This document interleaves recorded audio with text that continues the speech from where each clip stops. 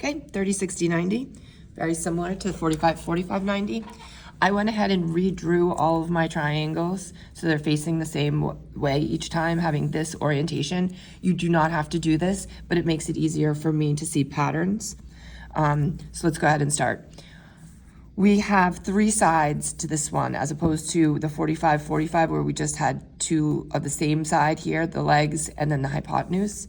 Here we have a short leg, we have a long leg, and then we have the hypotenuse. So on this first problem, we are given the short leg. We are given this x. So in order to find the hypotenuse, what I need to do is double or multiply by 2 the short leg. So 10 times 2 is going to give us 20. Then when we go from the short leg to the long leg, we're multiplying by the square root of 3. So here I'm going to take 10 and I'm going to put on a square root of 3. When I go from the hypotenuse to the short leg, hypotenuse to the short leg, I want to take off this 2. The way I do that is to divide by 2.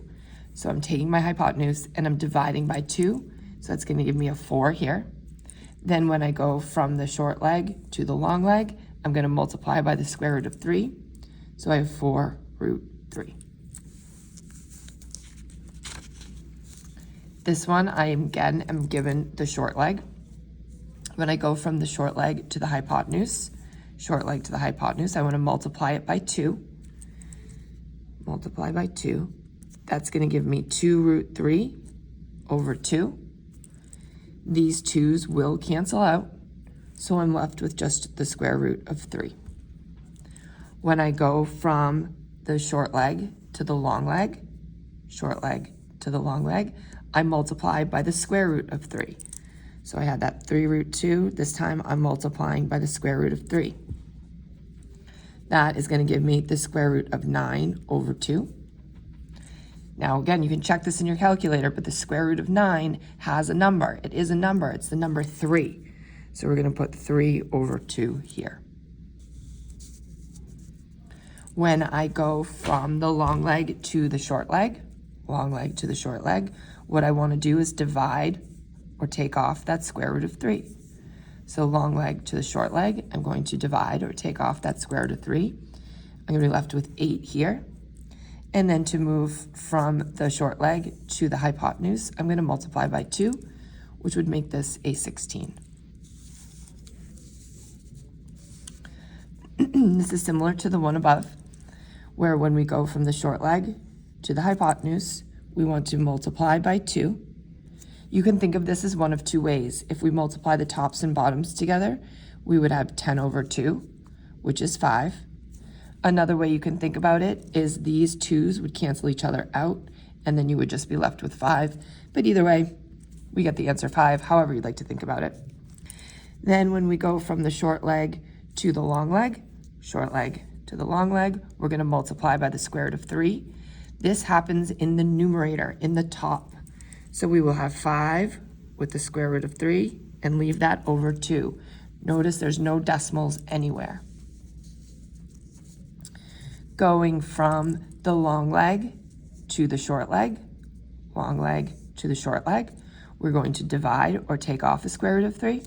So here, divide or take off the square root of 3, and I'm left with 7 over 2. Do not give me a decimal. To get from the short leg to the hypotenuse, we're going to multiply by 2.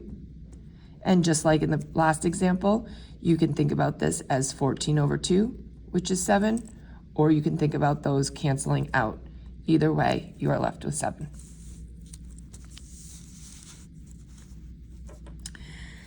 To go from the short leg to the hypotenuse, short leg to the hypotenuse, we multiply by 2. When we multiply this by 2, it is only the whole number, not the square root. So I'm doing 2 times 2, which is 4, but leave that square root alone. The opposite is true when we go this way. I'm going to try to multiply by the square root of 3. When I do that, I'm going to multiply the square roots together, and I'm going to leave that front number alone. So the 2 stays. Square root of 3 times the square root of 3 is the square root of 9. The square root of 9 is the number 3. And we saw this example before. We have 2 times the square root of 9, we have 2 times 3. So this is going to be 6. When we go from the hypotenuse to the short leg, hypotenuse to the short leg, we want to remove that 2. The way we do that is to divide.